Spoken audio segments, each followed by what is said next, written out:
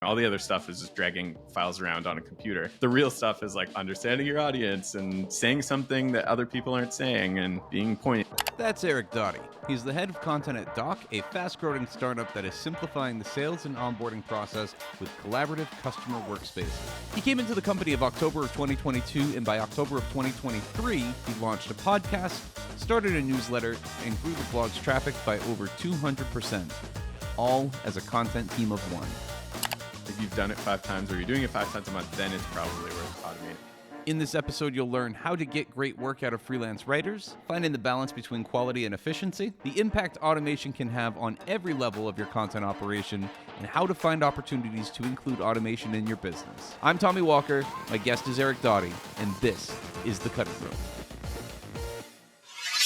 Eric, tell me about your content marketing philosophy and how has it evolved over time? I think in terms of content philosophy and changing over time, I think as a marketer, I started like, let's make let's every piece should be a Pulitzer Prize winning, amazing piece of content. And then once you get thrown in the fire of working in a startup, being the only person running the show, then you realize like, oh God, I got to get 10 of these things done every month. Like I can't spend so much time in the weeds and you know, the quality still has to be there, but you have to like reduce your standards maybe 20% and just hit the publish button, right? And so I think over time I've shifted to the like, you know, published is better than perfect, or you know, if I'm going to do this thing, how do I do this thing 100 times a year versus putting all this like manual effort, sort of dialed down focus. And so now like my content philosophy has shifted to like, okay, what are the outcomes we need for the business? I'm working at a startup. Doc, we need to triple our, you know, revenue every year. Okay, I'm not going to get there by going heads down, making every single blog piece a Pulitzer Prize winner. So it's like, okay, now how do I do this at scale? How do we get 10 articles published every month when I'm the only person? So it's turned into way more of a like it's not like factory is definitely the wrong word, because it's like automating for the sake of automating the busy work so I can spend more of my time on like the actual stuff that makes it good. And versus like, you know, having that like writer mindset where like all my attention is on the piece itself, if that makes sense. For me, and I think it is for you based on the conversations that we've had, you get into the automation side of things so you don't have to sacrifice too much quality as you're starting to get at scale. You know, I guess the major thing for me is going like, yes, you want to do the Pulitzer Prize winning thing. You have to sacrifice some of that, but how much are you actually sacrificing once you've gotten your operations in order? Yeah. If that makes sense. I mean, there's different ways to spend your time, right? And so you can either get more quality by investing more time into each piece, but then when you're in a situation like I'm at Doc, where okay, we can spend more time on the blog, but we also want to launch a podcast. We also want to I also have to do product marketing. We also have to do social media. If you don't start shrinking the time you spend on one channel, you can never add a new channel. Like I'm already working 40 hours a week.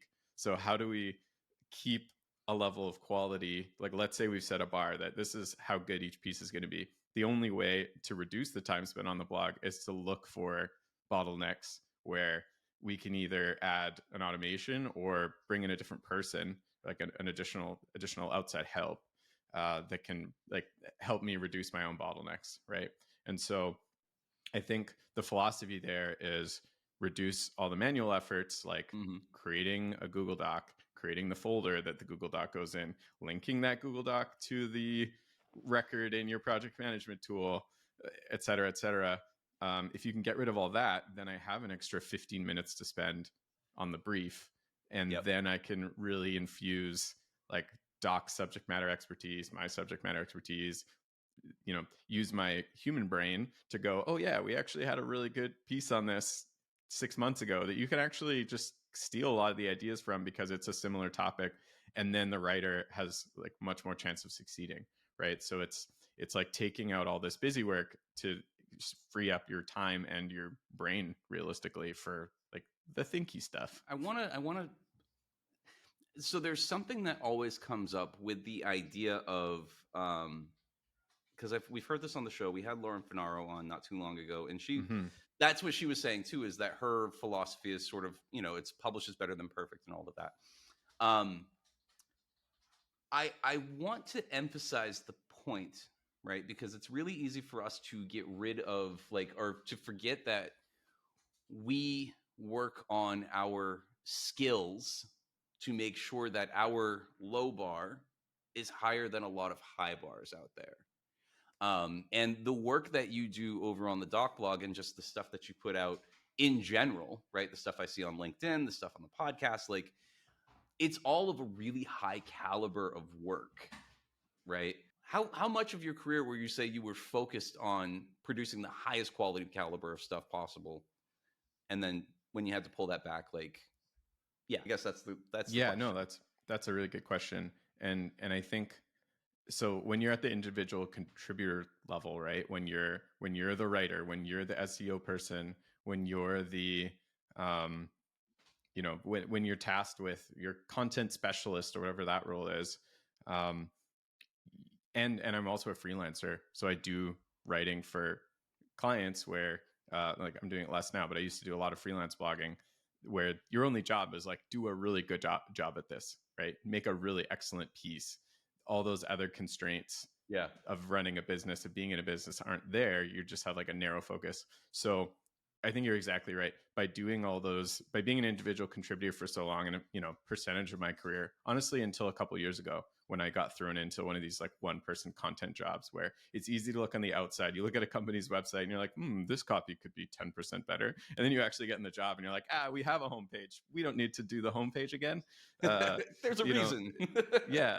Like there's so many constraints on you that it's like once you're in that like constraint situation where your budget, time, whatever, then you have to like use your gut instincts and your, like you said, your sort of personal quality bar as to like, okay, actually this is good enough.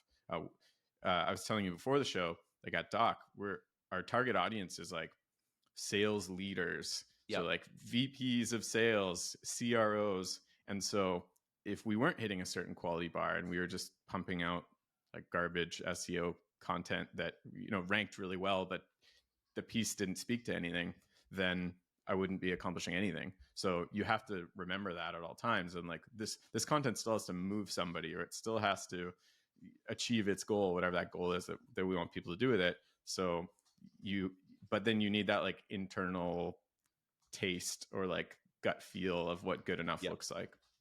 And Okay, that's so hard here, to like, yeah, sorry, and that's hard to like tell somebody like, okay, I want this to be 80% good, right? Like you need to work with people with good taste and good yeah, instincts for what good looks like. we all get kind of stuck on the hamster wheel, right? Sometimes. Mm-hmm. And if you are really good at, automating workflows and understanding like the standard operating procedures and knowing how a piece gets created, it can be really easy to go on autopilot, especially if we're just trying to get the stuff out there so we can get it, good and make it optimized right later on. How are you keeping your skills sharp? I know you said that you freelance, so that's probably part of it, but like, how are you making sure that you're also constantly working on your skill and your technique, so even if you feel like maybe you're letting it go, right? Mm-hmm. How are you still keeping it sharp? Yeah, well, for an actual piece of content, I'm still doing so much of the creating. Like for a blog, for example, I'm still spending an hour on the brief that goes out to a freelancer, like maybe at least half an hour, sometimes 2 hours, depending on the piece for a brief. And so, like, I freed up the work of creating the document and copy pasting in the keywords and the volume and those sort of like manual pieces. But then going through the thought process of who is this piece for, what do we want them to do after they've read it, Yeah. what sort of what themes and messages and like doc product knowledge needs to be brought into this piece. So like that's like doing the work of content marketing. Like that's the real stuff that we're doing. All the other stuff is just dragging files around on a computer. The real stuff is like understanding your audience and saying something that other people aren't saying, and being poignant. Or like we're going to do today, I'm editing I'm still editing 10 blogs a month, Right. where it's like, okay, no, this intro needed to be, a better anecdote, or, Hmm. this doc product pitch is too salesy. We need to like make it more naturally flow into the content. So like I'm still doing all that work, and I'm still like Right. in the weeds with creating. So that's not really like for me right now. It's not really a concern of like, am I losing touch? The other thing I'll Right. say too is I never automate something without deciding that it's worth doing first. Yep. Right. So, because you can, I'm sure you've done this before where Over automate. you invest like 10 hours into making an automation because you like think of this workflow that would be great. And then you actually go to do it in practice and you're like, no, that's not, I Right. don't work this way, or like this isn't actually beneficial. This isn't adding anything. And so like the typical way of working that I have is to like spin something up. So like, what is the end-to-end blog workflow we actually want? It Yep. starts very manual, and then over the next, over the year I've been at Doc, then it's like, okay, actually this is the point that's really annoying.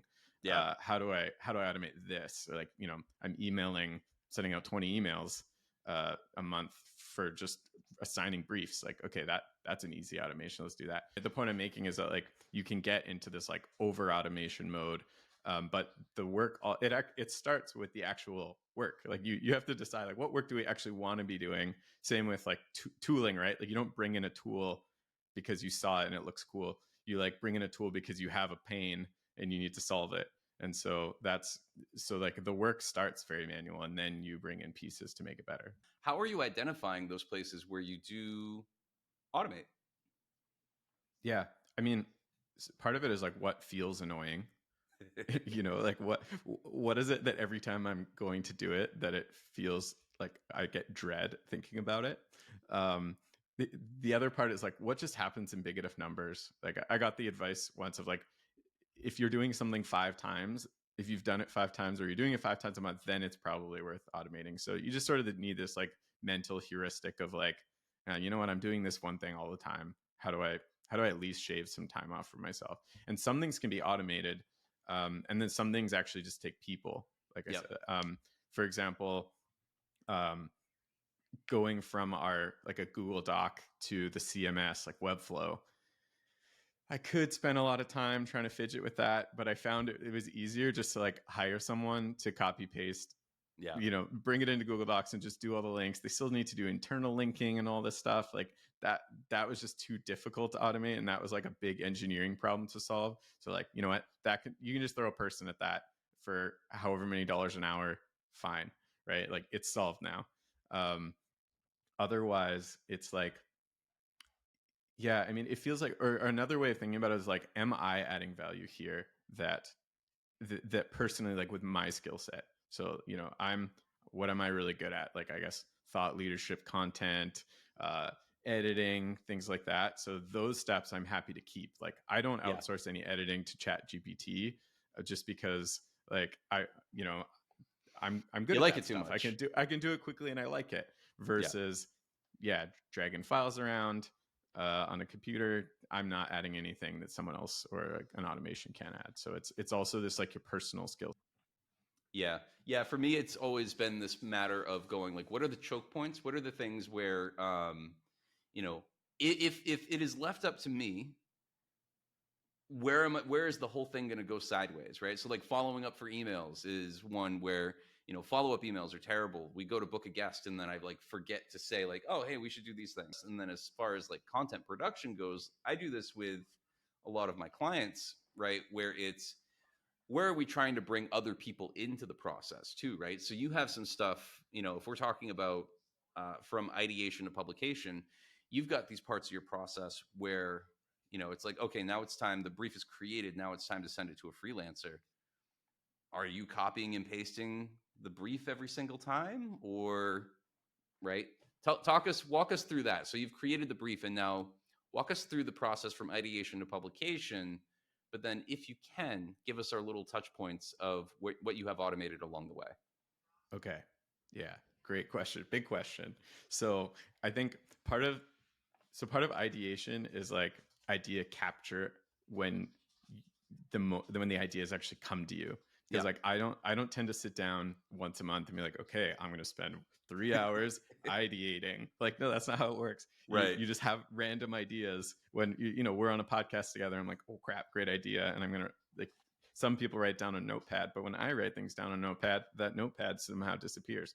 um, so like for me, it's like I created a Slack um, Zapier integration into like our keyword list that I can say hashtag keyword idea, and then say, one person content team, and then it'll send that keyword into our list of keywords, and then later I can pull its keyword volume and all that stuff, right? So it's just like, how do you actually come up with ideas, and how do you capture those? So like that's one example. um, then uh, then I end up with a big list of keywords. And so then I just have like a filter on my entire keyword list that's like keywords I haven't looked up volume for yet. And then so once every, I don't know how often, this is a little manual, but I just copy paste the list, paste it into Ahrefs. It spits out a spreadsheet. I just copy the spreadsheet, the numbers, and paste them back onto the list. And then boom, now I have all the volume. So like that's a great example of, could I automate that a little more? Yes. But like, do I need to? No, it takes 30 seconds and I do it once a month. So like, why invest any sort of like engineering effort into that? So then I have a big list of keywords. And this is something too that I think is a good theme for folks to think about when they're automating, is like, can you bring things more into like one tool or one workflow where you're not going from like Google Sheet to Trello to Yeah. wherever. And so for example, for me, I use Airtable, and I have one tab that's like all my keywords, one tab that's all my blog posts, one tab that's all the pages on our website, one tab that's all the writers we work with. And Yep. then you can interlink all those things so that all these things can speak together. So for example, I'll attach a keyword. So I'll find like, okay, these 5 keywords are going to, are sort of like a cluster, whatever you want to call them. And they're all going to be part of one blog post. So Mm-hmm. then I can just sort of like go through my keyword list and like add the blog to those 5 keywords. And so now I know forever that those keywords are attached to this blog, which will benefit me in many ways. Then, okay, I'm just going off here on like the workflow, but Yeah. No. That's, I mean, yeah, that's what we're here. yeah. So then I have a big list of blogs attached to keywords. Then I have sort of this like prioritization step of, in my Airtable, I have like a filtered view that's like all the keywords attached to a blog. How much volume do they have in total? And then what's the like average or like median difficulty of those keywords? So then I can sort of eyeball the list and say, okay, this blog has like lots of volume, but it's super competitive. This one is like zero competition, medium volume. Ooh, that's probably a good one. And then I rank things by just like high, medium, low. I don't need to get any more sophisticated than that. And then when it comes to like monthly assignments or like briefs, then I just have a list where I just pick off the top. And sometimes I'll change them because I'll be like, actually, like, our product isn't that relevant to that keyword anymore. Um, but anyway, so then I have a list of ideas. Then I have this like add clear scope step, which is, we use clear scope to, for those who don't know, it basically, you can like, for any keyword, it gives you basically like top competitors. It gives you like recommended keyword. You can basically copy paste the blog into it, and it will tell you like, have you used Yep. enough sort of like semantically relevant keywords. So I don't want to have to copy paste that link more than once. So I Right. add the clear scope link to the keyword. And so I have a step to make sure I have all my clear scopes in line. And Mm-hmm. then that I've added all the keywords I want to a blog. And then I drag my workflow to the create a blog brief step. And what that does is it will then pull the clear scope link into the brief. It will pull the keywords and the volume and the difficulty that are attached to that topic into the brief. And then if I have any notes on the Airtable card, like, I'll be like, ooh, I remember we had a podcast where so-and-so mentioned this, and we could really just like steal half of that podcast episode and turn it into the blog. So that note will like pull into the brief. And then I just have like a template sort of Google Doc that's like leaving me placeholders for all the thinky stuff. Like I said, who is this blog for? What sort of themes do we want to mention? What doc products do we want to mention? So that's all sort of pulled in there. Then there's like this assignment to the writer step where I just drag it to, so I've attached a writer forgot that step, but I attach a writer to it, and then I drag it to like assign a writer, and then that will trigger an email that goes out to them. I actually don't want any of the writers to like be in the project management tool. I Really? found, yeah, like as a freelancer, I found that I was like invited to so many Trello boards, Mm-hmm. and like it's hard to manage them. And also I don't want to pay for users, which is Yeah. like I know there's like viewers and versus users, but like Yeah. I always try as possible like keep other people out of the tools. Like the reason you have the tools is to stay organized, but if you can stay organized without pulling them in, like if I can just automate the emails, automate all the touch points, then they Yeah. don't need that. So it's like, hey, you've been assigned a brief, here's the link to the Google Doc, here's the due date, which I've also like added on the Airtable card. Yep. I also, something I haven't mentioned is I've created this like on writer like onboarding space in Doc Mm-hmm. for them, which is like all the background they need to know about like our value proposition, our products. Like it has video demos of all the products. And that's also linked to them every time. Oh, that's That's cool. also linked in the brief. So if they're ever like, oh yeah, this blog is about docs order forms, and like I don't really, I'm just a writer, I don't really know anything about them, they can go watch the demo. And Right. so That's I'm cool. just, and I'm trying to save them that time. I'm trying to also be like pleasant to work with so that Right. writers stick around. Like that's an underrated, like the point of all these automations isn't to like remove the human touch.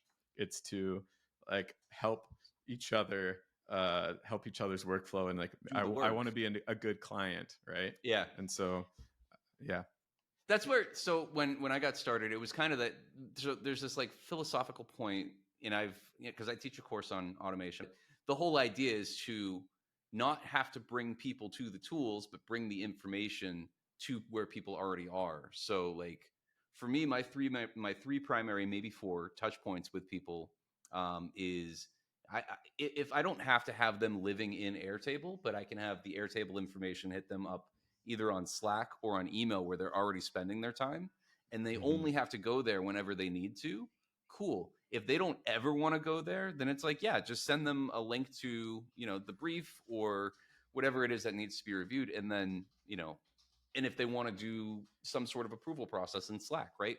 Like it's to me, that's what it's really about, is it's just like, if you're trying to be more efficient, right, then you can't have people bouncing from place to place to try and get just a piece of work done. And I think that's brilliant for what you're saying, as far as not having people in the tool. I do Yeah. things a little bit differently in that regard, but I think that that's excellent because it really does just get people to the work and faster.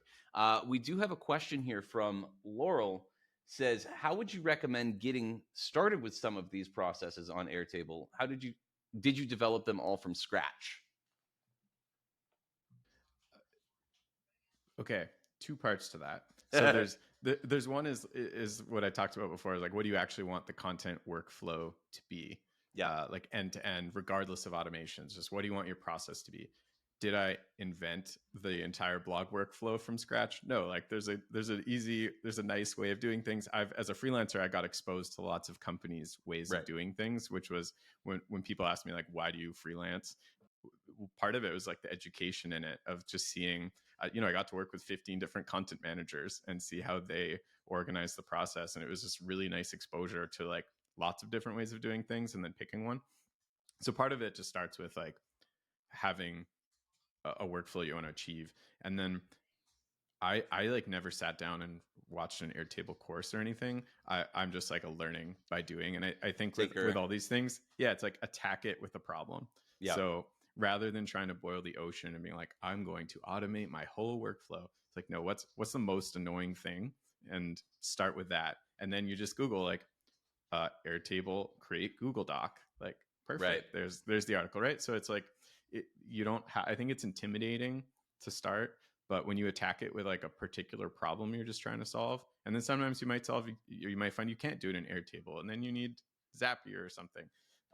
But I think just coming at it with a narrow problem, then you learn like, okay, there's this concept of like triggers and actions, and you learn all the pieces once you have something you actually want to do. And what's interesting for me personally is realizing how many other things can happen once you've solved that one, right? You Yeah. build your first successful automation, and then it's like you feel like you have a superpower, right? Like, Yeah. yeah, I Yeah. can do And anything. for sure. And that triggered the thought too. Like part of it too is having a place where you're like, here's where I'm going to centralize Yeah, everything. So for me, that's Airtable. Like you could do all this stuff on Google Sheets if you got clever enough, but um, that's probably more work. But when things are in disparate tools and they're spread out all over the place, then you spend a lot of time working on connecting things. If you can pull everything into one space where you have like a central source of truth, then because just having a list of all your blogs and like all the keywords attached to them, that opens up a lot of possibilities. So like, the first month maybe at Doc was just like, just get everything in here. And like, what are all the fields I need? What are all the, what are all like the pieces, and like, how do I put them all in one place so that then I can make, but now that I have all this stuff here, I can make pretty much anything, right? Like if like an AI thing came along that's like, pull everything out of a Google Doc and like make it into LinkedIn posts. Great. Like I have that all here. And like as new tools come along, I can add I can add pieces to it.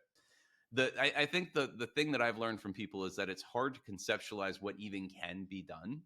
Mm-hmm. And because of that, it's like you have to sort of understand the idea of like a centralized database, like you're talking about. I'm a big Airtable fan too. So you get your centralized database, and then what are your open loops and your closed loops? And there's a lot of fun that can be had there. Mm-hmm. But yeah, what do you do to get feedback, the automation experience on freelancers' end to ensure it's working for them as well as it is for you? And then there's a follow-up question to that where Hassan had asked, what do you do when things break? Right. So I think those two things can go together pretty well. Yeah. Yeah. I haven't done for the freelancers. Like I'm building so much off of my own experience as a freelancer Yeah. of the things that annoyed me, that it's been kind of built proactively to think about all those painful touch points and then sort of solve for them. So the feedback, I've just gotten a lot of positive feedback of like, wow, this is such a nice process, or this was so easy for me, or wow, this is so thorough.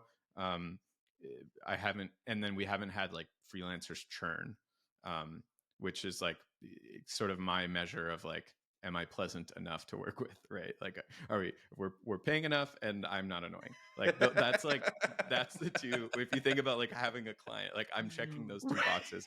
So and when I send these automated emails, like the reply to email address is my email address, or Right. so they can still reply. And half the time I'm like, oh crap, forgot to add the due date. Like, and I reply to the email and say, due date's into next month. And so like there's still all Yeah. these little human touch points. And we have so much. I'm doing a lot of feedback in the article editing process itself. Like I'll send a Loom video or something instead of just adding 1,000 Google Doc comments. And so like there's still lots of human touch points there. We also I don't personally handle all the like invoices and things like that. Luckily, my CEO does that. But we also say just upload your invoice here once a month, and so like, we try to take away all those painful processes for them. Just so yeah, so I haven't had to be that like proactive about asking for feedback. Yeah. What do I do when things break? You throw your monitor off the desk, and no, I think things don't break that often. It's more the more painful part is like when you can't get the thing to work in the Right. first place. Um, or the tool suddenly is like, oh, now you only get, now the pricing is different and you only get this many automations per month unless you pay more. Like it's some of Yeah. those frustrations. But I think, yeah, it's more the experience of things not working in the first place, or when you're like, okay, I just spent 10 hours building this thing and then you decide you're not actually going to use it. Yeah. That's the more common like painful experience. Yeah. Because What do you do when things break? You fix them. I don't have anything yeah. like that smart to say for that. Well, the interesting part about when things break is that it's mostly reliant on the tools that you're using itself, right? And Mm-hmm. for me, I'm a big, it's Zapier and Airtable, right? Those are the two. And if something's broken, right, then I can I can be comfortable knowing that their customer service or their technical teams are going to get on it as quick as possible. Mm-hmm. Um, and in the meantime, it's also knowing how that process can be done manually to go like, Yeah. how do I triage this in the meantime? Yeah. Yeah, because Because yeah, and the whole idea, I love that you have that hands-on experience as a freelancer, and then just going, what are all the things that suck about this? How can I make that better? It just makes it so much easier for freelancers, in particular, to come into a system that you have there. But I can say too, like I do this at an enterprise scale, with a lot of my enterprise clients, and it's a lot of the same thing. And for me, I'm always asking too, like, hey, what tools are people spending their time in? Like, a big challenge, if we're talking about what's going on upmarket, folks, is you've got one team that likes to use Asana, and another team that likes to use Jira, and another team that likes to use Airtable, right? And the information needs to go between all of them, and another team that likes to use Google Docs, right? Or spreadsheets. And what will happen is, you have inevitable meetings of like, hey, let's look at your calendar, no, take a look at my calendar, no, let's do this here. And then none of it ever happens. And when you're able to get the information to people where they're spending their time and in their workflows, if it's at a broader scale, then that's what your automations can help you do there. So there's a lot that can be done on both the large scale and in a smaller operation. And I think that what I love about it is just how much fun it is. But yeah, the major problem is that just you get too into it, and then you over engineer, and, Yeah. then, and then you're automating way too much. All right, cool. Let's keep moving into the next part of the process. So we've assigned the freelancers the work, right? They do the stuff. You've gotten you've gone over the loom, assuming you're going back and forth, right? What is your pregame before you edit an article, right? You get everything and you're like, okay, now I'm sitting down to actually do the work. Like, do you have any rituals? Are you like sitting on your hands? Are you drinking tea? Like, what's your story? What do you do? I don't have anything fancy. I think for me, it's like being in the mindset that I'm going to be able to give it my full attention, Okay. because I find, especially like there's sort of, I do a 2-step edit process where there's I think it was Tracy Wallace called it the strategy edit, and Mm-hmm. I've kept that terminology. I like it. So the strategy edit, which is like, is the right content in this article? Mm-hmm. I'm not doing like a line edit. I'm not editing any words. It's all just like, philosophically, are we doing the right things? Did we Right. miss any like subject matter that we need to put in there? It's very high level. So I think that stuff is like effortful for me to focus. So I'd put that like first thing in the morning, which for me is like the time when I have the most patience with solving a problem. Like, for it's just sort of my own personal energy between like 9 and 11 or whatever is the best time for me to do pretty much anything. And so I I leave like a 2-hour block just for a certain number of articles. I also try to like time bin it a little bit. So I'm Yep. like, okay, because I could spend 2 hours editing one article on the first go if you didn't constrain me at all. Like I said, like I'm a recovering perfectionist, and um, so I'm like, okay, I have to get 4 done in this 2-hour time period that Right. like allows me to focus on just the right stuff. And part of it too is like, it's the freelancer's job to make it good. Like I give the feedback, but like you have to remember, when you're used to being the writer, that you have the temptation to like dive in and fix everything. Right. If you want to work with a freelancer over the course of a year plus, which I try to do, um, you have to coach them on all the things you want. So like, I guess that's also something I keep in mind, is like, is this the 12th article I'm editing for this person, or is it the first one? Right. So the first one, I'm probably going to spend like, I don't mind making a 15-minute Loom video walking through like every little thing, Right. because it's better to give feedback early and make the fixes and changes than like every single article 20 times edit the same things over and over, right? So it's Yeah. like thinking about that time investment again. Yeah. So other Over than that, index like, early. yeah, exactly. Yeah, other than that, like, I don't have a super crazy editing process. Like, I don't have any frameworks or anything. Like, I'm pretty ad Gotcha. hoc, just like dive in and do it. Are you a read everything first and then get into it, or are you going line by line? I'm trying to be a read everything, because I think I'll actually, here's something that I've been doing lately, is I read the brief again that I Okay. wrote, because there's often like a lag period of Yeah. a month, let's say. And sometimes you go through and you read the article and you're like, wow, great, good job.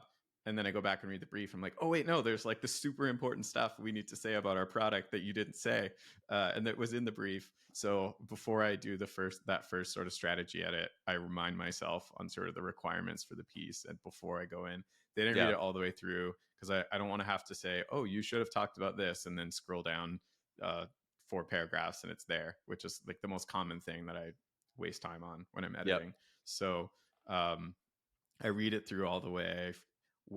Does the flow feel right? Um, those kinds of questions before I like get into editing anything. Yeah. Okay.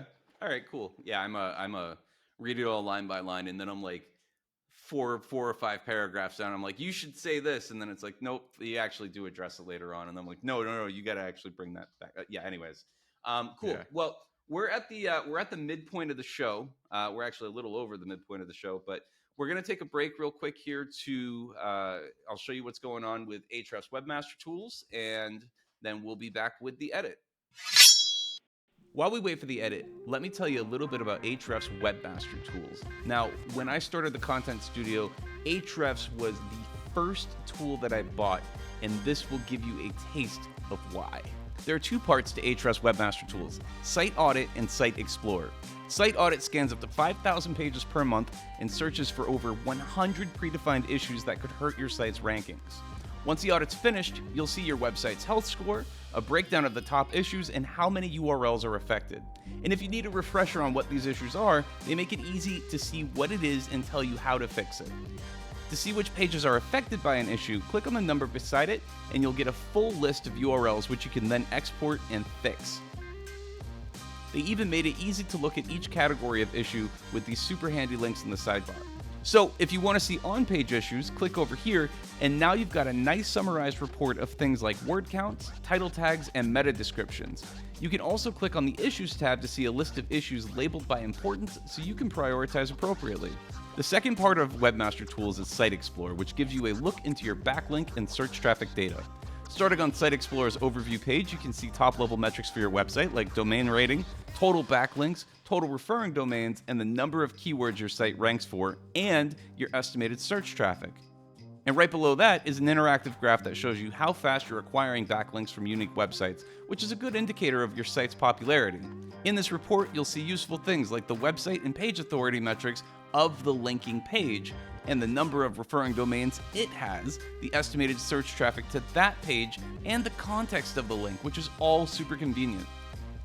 You can also use these handy filters to really drill in on the data you want to see. There's also the organic keywords report, which shows you all the keywords your website ranks for. You'll also see keyword metrics like search volume, keyword, and difficulty score.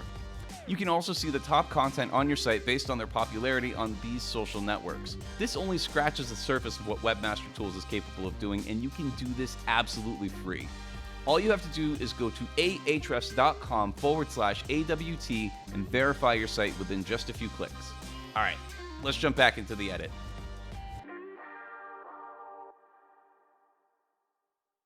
And welcome back to the episode.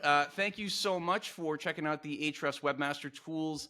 Let's talk about the edit and what we have going on here. Before we get too deep into it, though, tell me, Eric, what was your first impression of the article?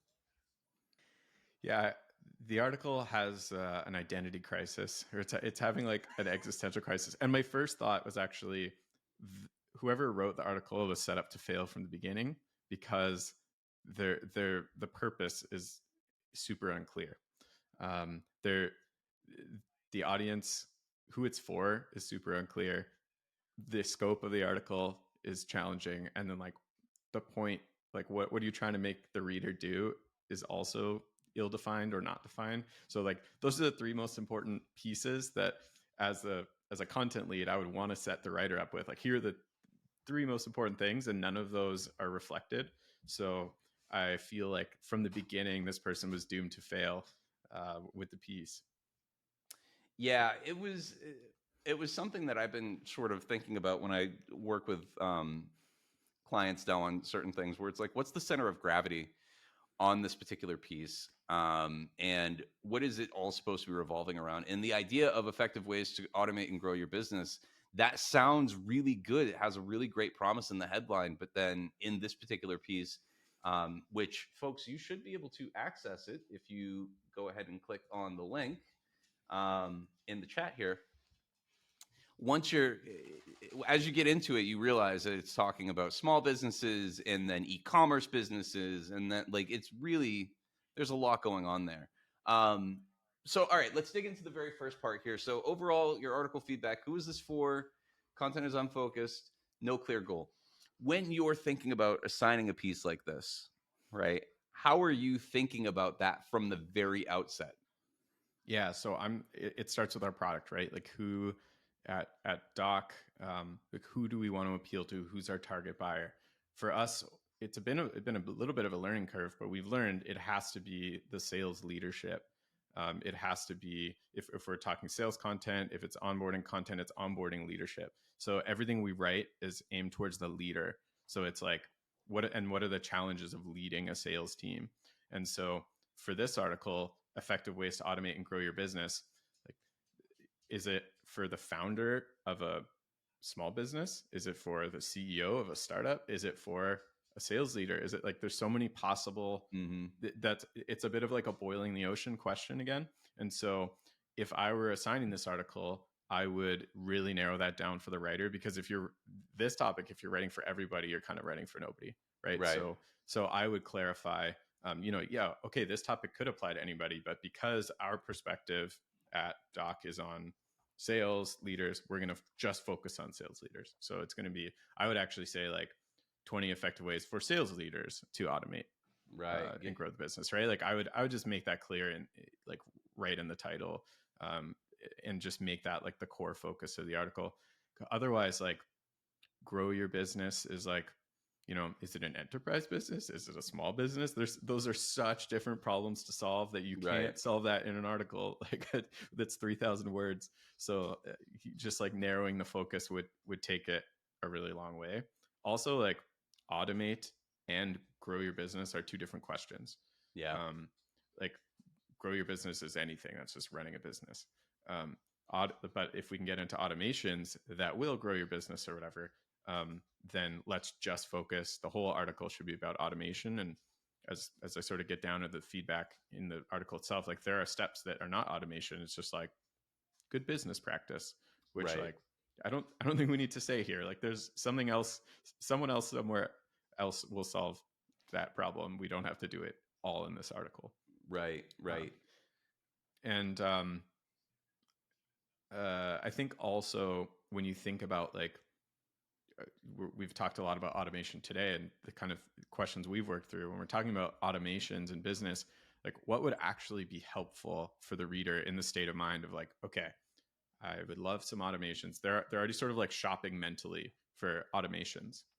So what would actually be helpful to me is just like a bunch of examples of things I could automate, and show me how to do it, at least at sort of like the 101 way, Yeah. or or embed a video of somebody else showing how to do it.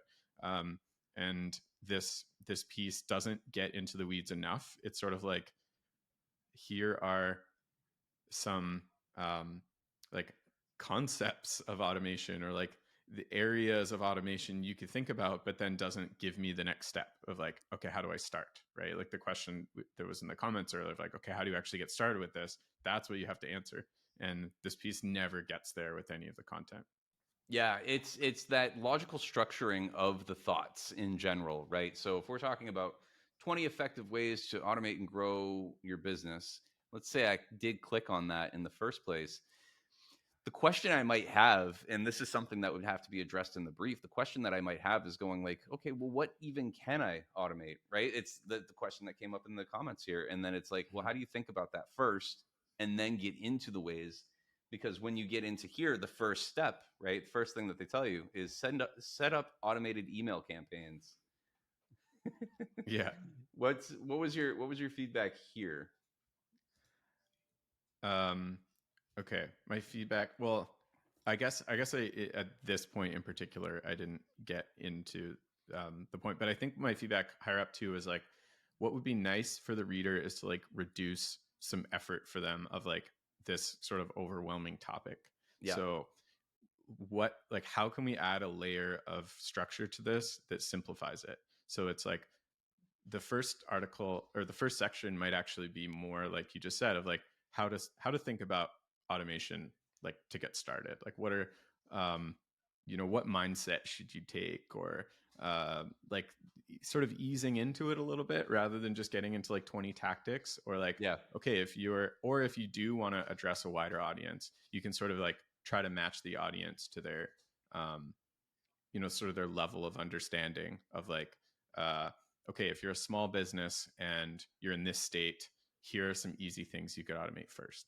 Or like, or if you're an enterprise, here are some things that you could automate. Like if you can add that structure, or split it into like sales automations, marketing automations, finance automations.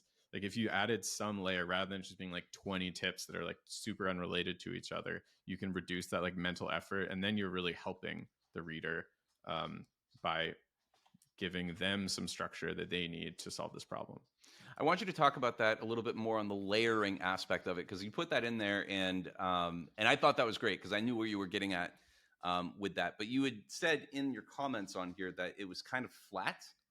Yeah. Talk about the layering element to that a little bit more. How do you incorporate that, and how do you encourage, or how do you coach people um, to layer?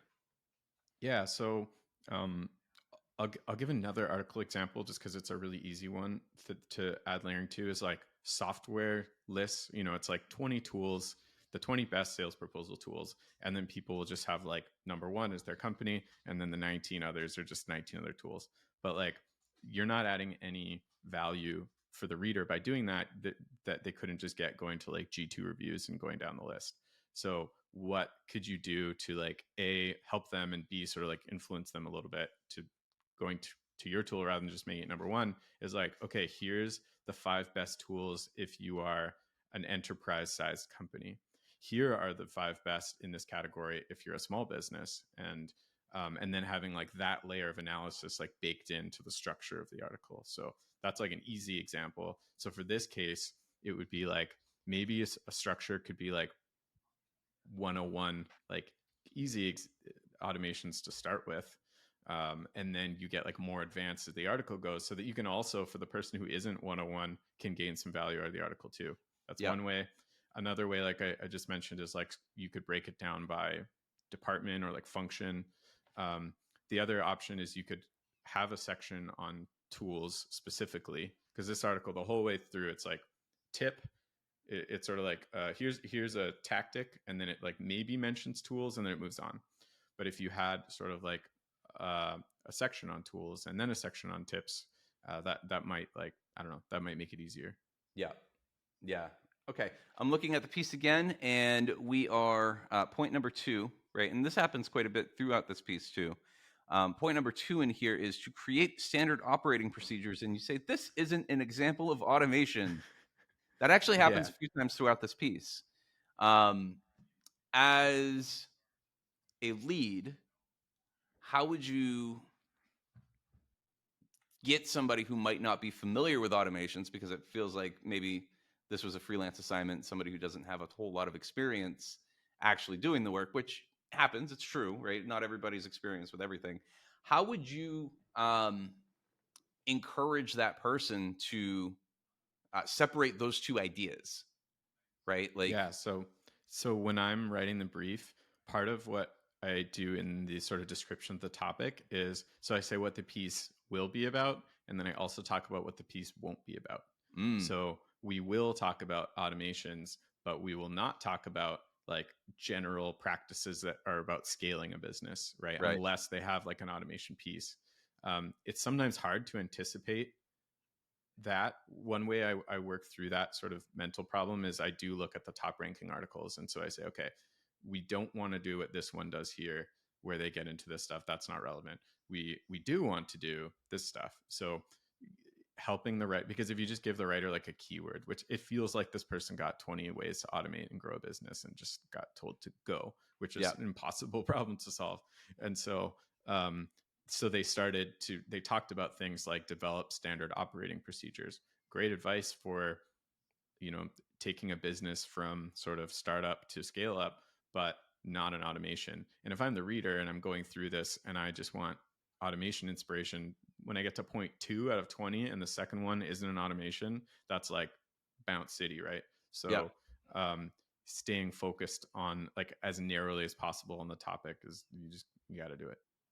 I think there is an opportunity in here if you're going to talk about create standard operating procedures. There is a place in this particular conversation for this point, but it's not set up properly, right? If we're talking about, what can you automate? Okay, well, if you have your standard operating procedures first, now you can start to find choke points and then start getting into it. So this is out of place in the way that it's set up here, Totally but true. it's not out of place in the entirety of the conversation. But the conversation itself isn't structured in a way that this particular piece of good information is actually useful in the way that it's presented. So, Yeah. And we literally just talked about this because like you and I, before I said, before I automate, I make sure I have a process I actually want to follow. And this is that point, right? It's yeah, just not connected to the topic of automation. Like they don't connect it back to how do you go from SOP to creating an automation. yeah. We do only have a few minutes left here, but Yeah. I do want to ask about that is creating a through line, right? So we have this idea from the beginning, right? We've what are you doing to encourage a proper through line throughout the entire thing and making sure that it's always tying back to the promise that you're making in both the headline and the intros? Yeah. I mean, for this topic, it's going to depend on the topic. This feels like a really tactical topic to me.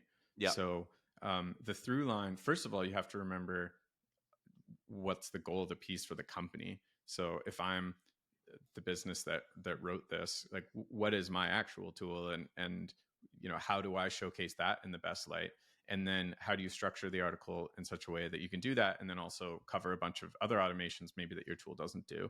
Hmm. So um, like a nice sort of structure for this would have been like tip, tool that you can use to do that, and then a real example of how to do it with that tool.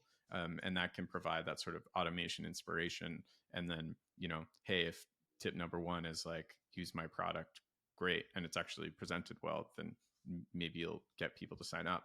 And so to me, the through line for this would be practical examples constantly that sort of tie back to the promise 20 ways Hmm. to automate your business. um, Otherwise, yeah, I'm not sure if that addresses the question or if you have any Yeah. ideas there. No, I think that's right. I mean, it's always a matter of like you said, it's kind of doomed from the beginning because it's like automate and grow your business. And what these are being treated as in here are sort of two separate topics that could be pulled apart from each other. Um, what I would always be looking at and what I would look at when I communicate with the author is like, how does this do what we asked for it, right? Like, so Mm-hmm. upload contact data to CRM for a centralized database. You say, is anyone actually doing this manually in 2023?